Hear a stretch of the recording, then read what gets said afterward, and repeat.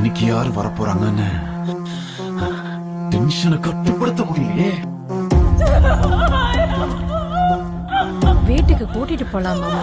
வீட்டுக்கெல்லாம் வேணாம், இங்கே 2 நிமிஷம் கொடுங்க மாமா. ராணி மாதிரி மாத்திர.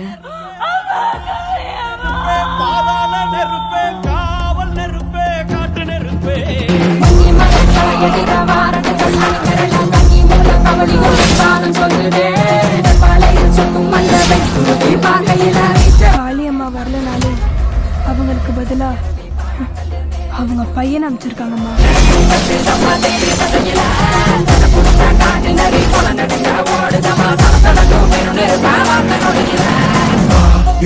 ரெண்டே நிமிஷம் ராஜா மாதிரி தயார் பண்றேன்.